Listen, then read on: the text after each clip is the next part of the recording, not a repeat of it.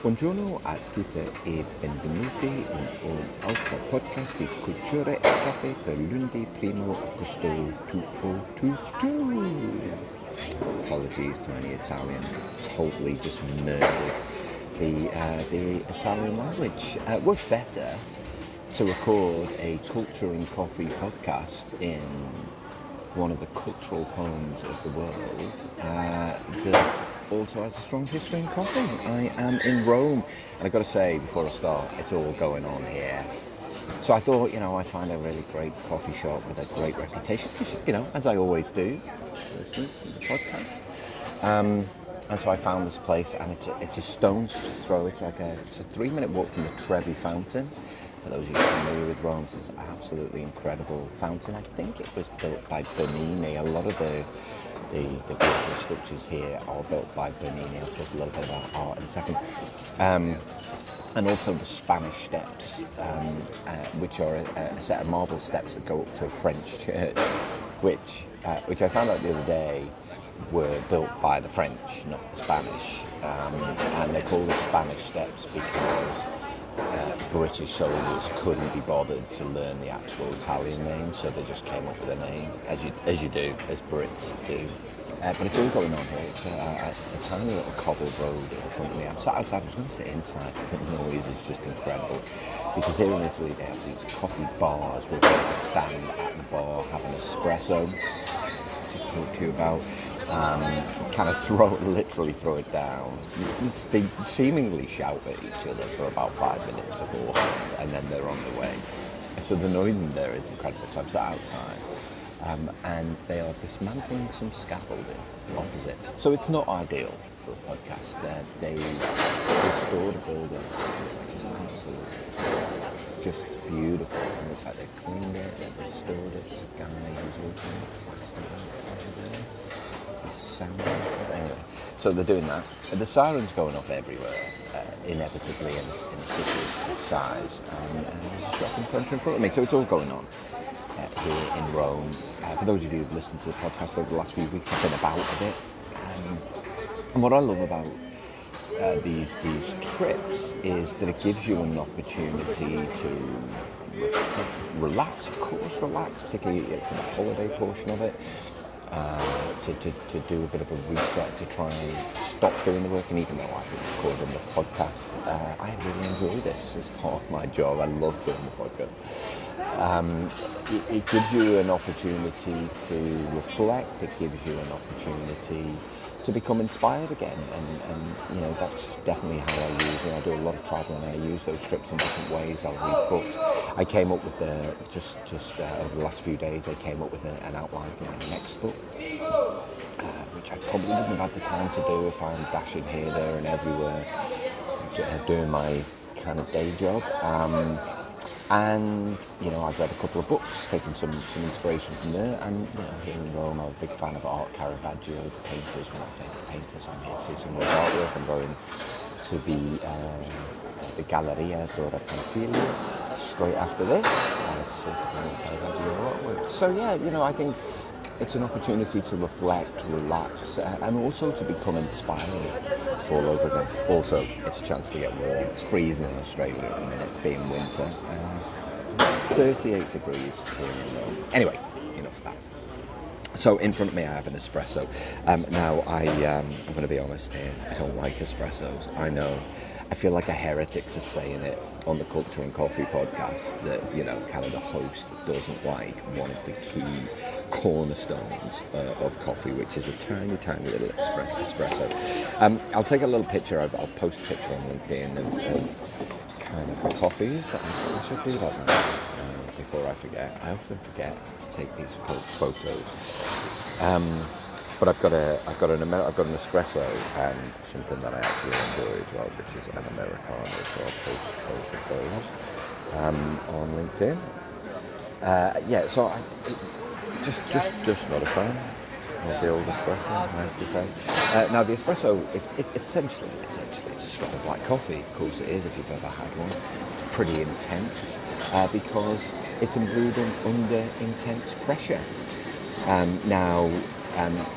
Coffee became popular here in Italy. Obviously, they're relatively close to Africa, relatively close to kind of the Middle East, where it was the genesis of coffee. And during the Renaissance was I guess it was kind of cultural, artistic, political movements, I suppose you can say, following the Middle Ages. So it was around about the 14th to the 17th century in your history. And it really, what it promoted was kind of different ways of thinking, different ways of being. And coffee was a big part of that. The introduction of coffee and the culture around that. And it became widely enjoyed by Italians because of the relative closeness to the Middle East. The espresso itself was invented in Venice. It was in Venice back in the early 20th century by a guy called Luigi Bezzera. And he was one of these guys who was experimenting with coffee matters, how these things are invented, to see how we could make it faster. Seemingly he was tired of how long it took to brew a coffee, and clearly so many cultural differences. Italians just want things faster, quicker. Everything, the pace of life here is so much, it feels so much faster and yet relaxed at the same time. There's an elegance in the style, and someone, me, who takes the style seriously, there's constantly people watching this with that. But he wanted it faster. Also, they're very direct here in Italy. For those of you who listen to the podcasts that I've done about the cultural differences globally, they're very, very direct, which can be quite confronting if you're not used to that. I've worked with a number of Italians, so I'm familiar with it. So yes, he wanted it quicker, faster, and of course the word espresso, if you didn't know, it means faster in English. And so Luigi Bezzera came up with the idea for the espresso, this very small, intense black coffee. Obviously, once it had been invented, then they came up with these machines, and the most famous one was Achille Gaggia, who was an inventor. You still see the Gaggia machines. Most of the beautiful machines that you see in cafes now, like brands like La Marzocco and Gaggia, they're also handmade here in Italy. Like handmade, they're absolutely incredible.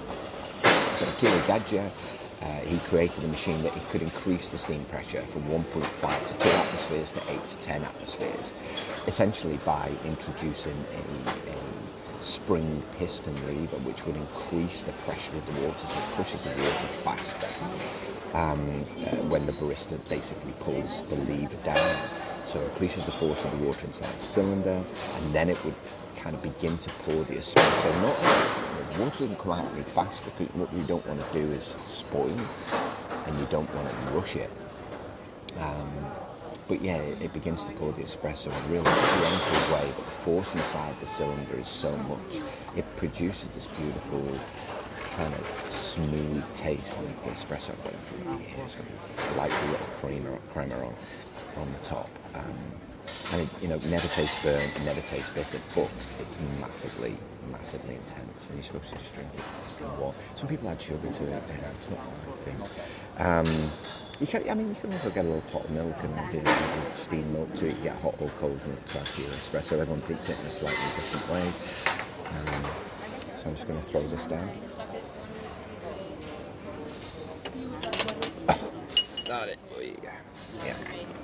Short and intense, and they'll definitely. If you're looking for a real kind of caffeine hit, that's it. It really is. I'm just going to wash this down with a bit of Americano. All right.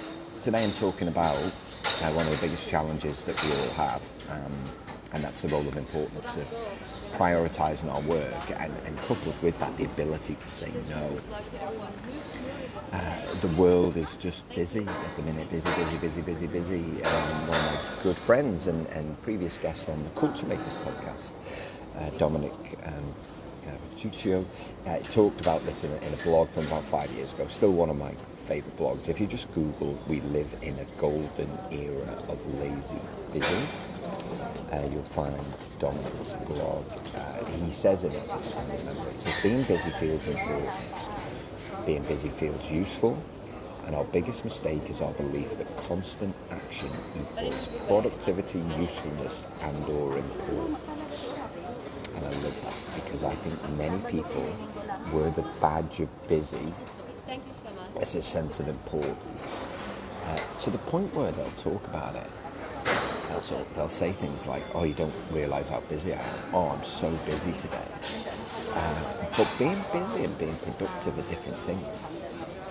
And incessant action is lazy. That's what Dom said in his blog. Incessant action is lazy. There's constant need to kind of back to back meetings, which I've talked about in the past. Email after email after email after email. And most of these things are a drain from your productive time, and they're really, really bad. They're really bad. But the root cause of it, of course, is the fact that you're unable to say no. You don't want to stand out from the crowd by doing things different, or you feel an innate pressure to conform to crappy cultural norms, if I can be honest.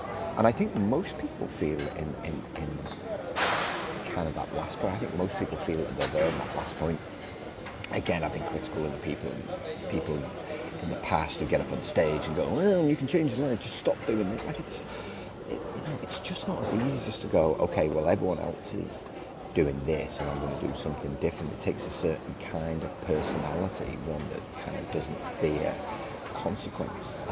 However, here to reassure you can do things differently. But I want to, I've talked about this in the past, I want to talk more specifically about prioritisation, the ability to say no. So in the 5 years prior to COVID, US Bureau of Labour Statistics found that despite all of the technological improvements that we've had, all of the apps, all of the things that we implemented that supposedly improve the way we do stuff, the productivity had only increased in the US labour market by 0.3%, not 3%, not 13, not 30%, but by 0.3%. And honestly, God knows what it will be now. I read a report yesterday.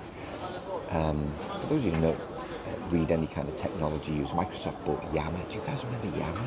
It was rubbish, wasn't it? Like, it was good, but it was rubbish at the same time. It's like a social network.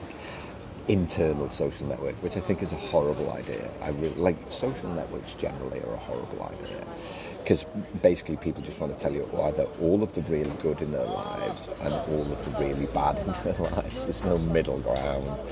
They're either blissfully happy but not really, or they're blissfully unhappy but not really, because they still have time to post that on social media.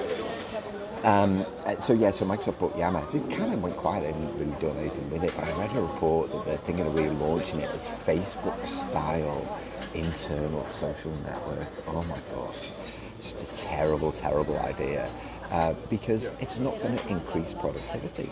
Those who are using Microsoft Teams right now, they've made a number of changes to Teams that don't actually increase your productivity. In fact, all they do is make it more and more confusing to see how the technology actually contributes to the work that you do.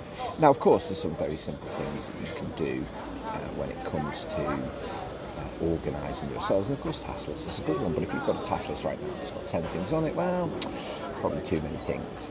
So you're likely to feel burnout or overwhelmed, because you've just got too many things on your task list. So we should have a master task list and then a daily task list, kind of list 3 things that you can do today, or when you look at, the time that you have available, kind of how much time do you have available to get stuff done, actual work done. And I don't mean after hours, because that's bad for your mental and physical health, so you don't want to do that. And then planning to do those tasks, and then you have to kind of get yourself into a good old-fashioned flow state where you turn off all notifications, as I've talked about in the past, and create an environment where you can do great work. But if you've got something urgent to do on that task list, if you've got 2 things you need to get done, then you might have to say no. And that's a challenge for most people. Because, a lot of the organisations that I would work with, I've got a client called someone next week. She dropped me an email and she said, I read your book. I feel we have a very pleasant culture. I feel many people have pleasant cultures. And what happens in a pleasant culture is that we have lots of good intent. We have lots of highly emotionally intelligent people who want the best for each other, which is fabulous. but they just don't have the time to get things done, or they're rubbish at saying no to the stuff that's low priority compared to the other stuff that needs to get done. And so the ability to be able to say no positively is crucially important. And that means that you have to be organised. That's the important one of the task list there. And so saying no positively, and often people will try and force their urgent tasks onto you. Colin, Kelly has said that if you don't get this done, then, the CEO is going to be furious. People use people's names as a kind of way, as a motivator. And it's like, well, okay, cool, but is it more or less important than this? So an example of saying no positively is saying, well, thanks for letting me know. However, I've got 2 more important tasks that absolutely need to get done today. And so I may be able to get to it tomorrow. Oh no, she said it needs to be done today. No, I heard what you said, thank you. However, these are the 2 things take priority and these need to get done. Like I said, if I can get to it, well, that's going to be a real problem. I understand, and I want you to know that I've heard you. However, these 2 things are the priority. Now, you're not being difficult here. If that task is more important, then you'll have to put your thing on hold in order to do that, okay? But if the work that you've got to do is genuinely more important, then you have to find a way to say, I understand, I just can't do it today. I'll be able to get to it on Friday. Okay? Confronting though, right? I could never say that. You can. You absolutely can. But you have to know what's important and to you at that moment in time. What's the thing that needs to get done? Have you taken the time to think about the relative priority? Obviously, for something that's both urgent and important, these are kind of crisis tasks that need to get done. But most organisations seem to live in a constant world of crisis where everything feels urgent and everything feels important. And what happens is eventually those cultures will turn combatant and possibly toxic, because you have a few really, really poor behaviours then that start to dictate either the work that needs to be done or the way things need to get done. And we see poor behaviours become rife in those kind of organisations where we've got this constant bit of kind of urgency and everything is important. And this is something that Stephen Covey talked about in his book First Things First. For those of you who are familiar with that work, he talked about this concept of the urgent and the important. And what he really did was urged everybody to really think about the work that they had to do and make sure that it got a relative priority. Now, he said that if you were great at prioritising your work, then, kind of most things are important but not urgent. And in there he included things like risk reduction, relationship building, recreating work, kind of exploiting new opportunities, anything that increased your capacity to get things done. Now, all of that work's planned in. It's all planned in. You know exactly when you're going to do it, right? It's going to happen on Friday morning. You might even block your time out your calendar to do that task. Now, I got asked a question not so long ago at a client session. Someone said, oh, well, does that mean that you're in favour of block booking time out your calendar to get work done? I said, well, block booking not necessarily, but booking time out to say, I'm blocking out 90 minutes to write a report. Yes, I'm totally in favour of doing that, because you're creating, what you're doing here is you're making a point that you're really organised. You're really organised. You're kind of making the point that I need that time to do that thing, and then don't let anybody put anything in your calendar. It happens all the time. Someone will put something in your calendar. And often if it's lazy, and they don't put anything good, Colin, Kelly, catch it. And declining that straight away if there's nothing in the invite. Or else I'm just going to phone Kelly and say, I can't do it, sorry.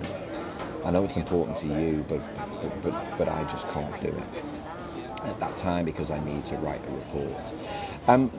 Covey also found that we spend a lot of times on things that aren't important. And often in there is emails that you've been copied into, it's meetings that you don't need to attend, it's activities that others tell you should be there at, but there's no value to you. And then there are some things that are just not important and not urgent, and they're just basically a time suck, a time waste. And that includes you getting your social media at your desk and allowing yourselves to become interrupted allowing yourself to kind of interrupt your own workflow. So things are not important and not urgent. If you turn your notifications off, you're not getting notified about things that aren't important and aren't urgent. And consequently, you're able to focus for longer periods on the stuff that matters, which is which is our goal, our work goal. And that's not to say you don't take time out to do what you need to do to refresh the brain. But again, you plan that in. In Culture Hacks, I wrote about the importance of planning and procrastination. 20% of the world are chronic. 20% is 30%. No, 20% of the world are chronic procrastinators. And so, if you're one of those people, then you have to plan it in. Turn off all your notifications, you don't need any of that stuff. And block out time, say, okay, if I'm going to check my Instagram feed, it's going to be then. It's going to be between 10 and 10:15. That's when I'm going to check. And then I can't check it again until 12:30 to 12:45 while I have my lunch. Like, if that's something that's something that's important to you, then make time for it. Don't allow it just to interrupt your productive flow time when you need to get stuff done. So build in time for that. And people I've spoken to, I've had some feedback from people who've read Culture Hacks, and they were like, I'd never thought about that before. It's such a great way to do it. I was like, yeah, it is, and it's something that I do constantly. For me, kind of reading blogs, books and articles, or looking for those, and I generally use a feed aggregator, or else I use LinkedIn.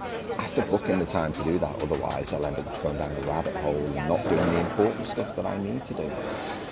Presenteeism, I just want to quickly mention before I finish up, I want to mention presenteeism. You being on all of the time is a really bad thing, and there's been an increase in presenteeism since COVID. Because you're at home, it's very hard to create that separation. So create a routine where you leave the office, I'm doing air quotes in the middle of the street here in Italy. So where you the routine is you put the laptop away, you shut your laptop lid. I may have mentioned that in the past. You working all night and all evening is a very, very bad thing. It's a very bad thing. So you want to create some form of routine where you leave work, metaphorically, and at that point you're ready to do something different. Now, don't immediately jump to another screen. That's very bad for you. And if you're going to watch the TV, make sure it's for pleasure. You want to make sure that you've got kind of time without screens before you go to bed. They reckon between 1 to 2 hours, because that reduces stimulation. And have a read before you actually. Loads of sleep experts, one of them. But I try and get into a good routine around it where I'm reading a book and I'm able to get a restful night's sleep, so that you can be refreshed and ready to go the next day. Because only then can you stay on top of your work. And hands up if you feel exhausted right now. Yeah, there it is. You've got to create the routines to reduce the exhaustion so that you're able to do more of the stuff that matters. You'll feel good about yourself, you'll feel happier in your work, you'll feel happier in your life. With Presto, we've created an environment where we're not only great to be around, but we love what we do. I make it sound simple. Of course, it's much harder than that. And one of those things that's hard is the ability to say no, but you can do it. In order to do it, make sure that you understand your priorities, because then it becomes easier to do. Anyway, I hope you've enjoyed today's edition of the Culture and Coffee podcast from Rome. It's still mentally busy here. This guy doing some stretches literally right in front of me. Must be going for a run. It's 36 degrees, so good luck with that, mate. Enjoy your day wherever you are. Ta-ra for now.